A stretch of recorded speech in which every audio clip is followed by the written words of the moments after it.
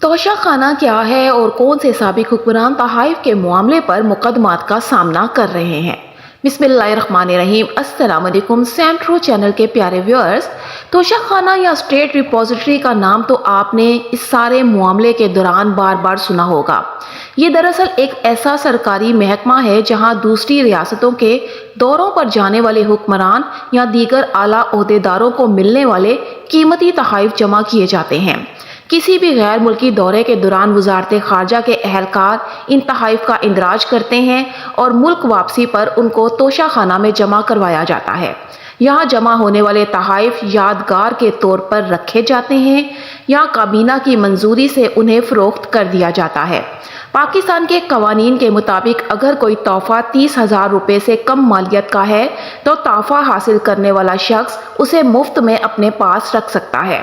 جن تحائف کی قیمت 30,000 سے زائد ہوتی ہے انہیں مقررہ قیمت کا 50% جمع کروا کے حاصل کیا جا سکتا ہے۔ 2020 سے قبل یہ قیمت 20% تھی، تاہم تحریک انصاف کے دور میں اسے 20% سے بڑھا کر 50% کر دیا گیا تھا۔ ان تحائف میں عام طور پر مہنگی گھڑیاں، سونے اور ہیرے سے بنے زیورات، مختلف ڈیکوریشن پیسز، ہیرے جڑے قلم، کراکری اور قالین وغیرہ شامل ہیں۔ حکمرانوں کی جانب سے توشہ خانہ میں جمع کروائے گئے تحائف حکومت کے بنائے گئے قواعد کے تحت ہی فروخت کیے جا سکتے ہیں۔ اگر کوئی سربراہ مملکت چاہے تو وہ ملنے والے کسی تحفے کو مخصوص رقم ادا کر کے اپنے پاس رکھ سکتا ہے، مگر پاکستان اور انڈیا میں ایسے تحائف کی نیلامی بھی کی جاتی ہے اور اس سے حاصل ہونے والا پیسہ ریاست کے خزانے میں جاتا ہے۔ کابینہ ڈویژن کے حکام کے مطابق یہ نیلامی ہر سال ہونا ہوتی ہے، لیکن سالانہ بنیادوں پر ایسا ممکن نہیں ہوتا، کیونکہ ایک برس کے دوران سربراہان مملکت اور وزراء کے دوروں میں اتنے تحائف نہیں ملتے کہ ہر برس نیلامی کا انعقاد کیا جا سکے۔ سربراہان مملکت اور وزراء کو ملنے والے تحائف اور توشہ خانہ میں ان کے اندراج کے بعد اسٹیٹ بینک سے باقاعدہ ان کی مارکیٹ قیمت کا تعین کروایا جاتا ہے اور نیلامی کی جاتی ہے۔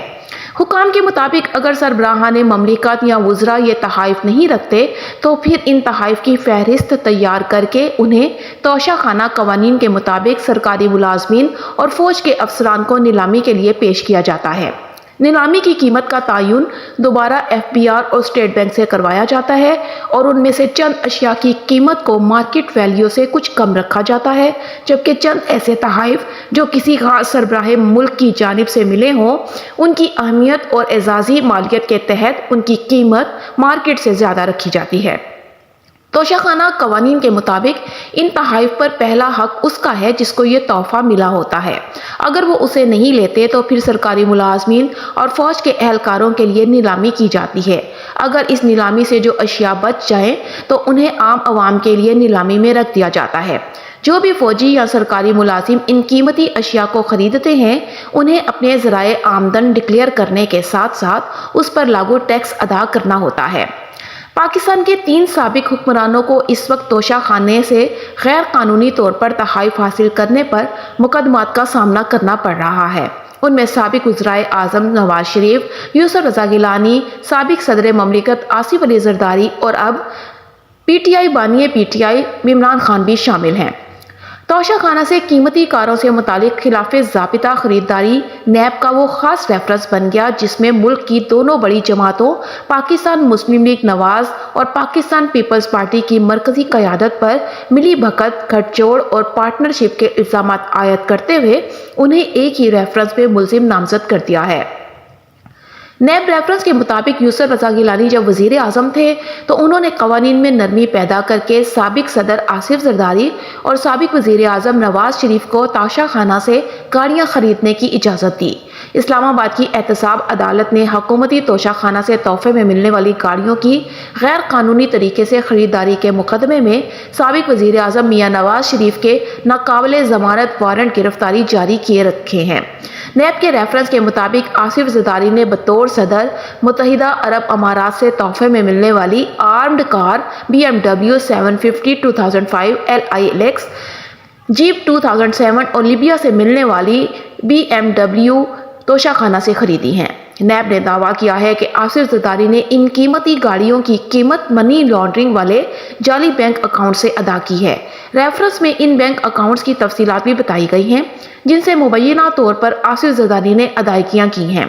ریفرنس کے مطابق آصف زرداری یہ گاڑیاں توشہ خانہ میں جمع کرانے کے بجائے خود استعمال کر رہے تھے۔ انہوں نے عوامی مفاد پر ذاتی مفاد کو ترجیح دی، جبکہ عمران خان پر یہ الزام ہے کہ انہوں نے اپنی حکومت کے دوران کل 58 تحائف حاصل کیے جن میں مختلف اشیاء تھیں۔ یہ تحائف عمران خان نے توشہ خانہ سے 20 اور بعد ازاں 50% رقم ادا کر کے حاصل کیے۔ ان میں سے کئی ایسے ہیں جن کی لاگت 30,000 سے کم تھی، لہٰذا قانون کے مطابق وہ یہ تحائف مفت حاصل کر سکتے تھے، جبکہ 30,000 سے زائد مالیت کے تحائف کی قیمت کا 20% ادا کر کے حاصل کیے گئے۔ عمران خان کی حکومت کے ابتدائی 2 ماہ کے دوران لیے گئے ان تحائف میں گراف کی گھڑی ہے جس کی مالیت 8 کروڑ 50 لاکھ لگائی گئی، جبکہ اسی پیک میں شامل دیگر تحائف میں 56,70,000 مالیت کے کف لنکس، 15 لاکھ مالیت کا ایک قلم اور 87,50,000 مالیت کی ایک انگوٹھی بھی شامل تھی۔ ان 4 اشیاء کے لیے عمران خان نے 2 کروڑ روپے سے زائد رقم جمع کرائی اور یہ تحائف سرکاری خزانے سے حاصل کیے۔ اسی طرح رولیکس کی ایک گھڑی جس کی مالیت 38 لاکھ تھی، عمران خان نے یہ 7.5 لاکھ کے عوض خریدی۔ رولیکس ہی کی ایک اور گھڑی جس کی مالیت 15 لاکھ روپے لگائی گئی، سابق وزیر اعظم نے تقریباً 2.5 لاکھ میں خریدی۔ اسی طرح ایک اور موقع پر گھڑی اور کف لنکس وغیرہ پر مشتمل ایک باکس کی کل مالیت 49 لاکھ تھی جس کی نصف رقم ادا کی گئی، جبکہ جیولری کا ایک سیٹ 90 لاکھ میں خریدا گیا جس کی مالیت 1 کروڑ 80 لاکھ سے زائد مختص کی گئی تھی۔ دستاویز میں یہ الزام بھی لگایا گیا کہ وہ گھڑی جس کے بارے میں یہ الزام ہے کہ اسے بیچ دیا گیا وہ بھی الیکشن کمیشن کے گوشواروں میں درج نہیں کی گئی۔ ناظرین، آپ کو بتاتی چلوں کہ یہ گھڑی سابق خاتون اول بشریٰ بی بی نے سعودی عرب کے پہلے دورے کے دوران تحفے کے طور پر لی تھی اور اس کی مالیت 85 ملین بتائی گئی ہے، جسے توشہ خانے سے 20% ادائیگی کے بعد لیا گیا۔ سربراہان مملکت کو دوست ممالک یا ریاستوں کے دوروں کے دوران تحائف ملنا معمول کی بات ہے، جس کا مقصد دوست ممالک کے درمیان جذبہ خیر سگالی اور تعلقات میں کرم جوشی کو فروغ دینا ہوتا ہے۔ ان تحائف کو سنبھال کر رکھنے کا ہر ملک میں اپنا نظام اور طریقہ کار موجود ہے۔ پاکستان میں کابینہ ڈویژن وہ ادارہ ہے جو پاکستانی سربراہان کو دوست ممالک کی جانب سے ملنے والے تحائف کا حساب کتاب رکھتا ہے، اور یہ تحائف جہاں رکھے جاتے ہیں اس جگہ کو توشہ خانہ کہا جاتا ہے۔ ماضی میں پاکستان کے بعض سربراہان کو اس وجہ سے بھی تنقید کا نشانہ بنایا گیا کہ وہ دوست ممالک سے ملنے والے بیش قیمت تحائف کو کوڑیوں کے دام خرید کر اپنی ملکیت میں لے آئے۔ اور اب یہ جو تنقید کا نشانہ جن حکمرانوں کو بنایا گیا تھا ماضی میں، وہ پی ٹی آئی حکومت کی جانب سے بنایا گیا تھا، اور اب بانی پی ٹی آئی بھی اسی الزام اور اسی تنقید کی زد میں ہے، اور اس وجہ سے ان کو سزا بھی ہو چکی ہے۔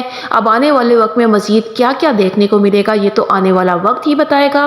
آپ کو اس ویڈیو کے حوالے سے کچھ کہنا ہے تو کمنٹ میں اپنی رائے سے آگاہ ضرور کیجیے گا۔ چینل کو سبسکرائب بھی ضرور کر دیجیے گا، ویڈیو کو لائک اور شیئر کرنا بھی مت بھولیے گا۔ اس کے ساتھ ہی اپنی ہوسٹ سیمی چودھری کو اجازت دیجیے۔ اللہ حافظ۔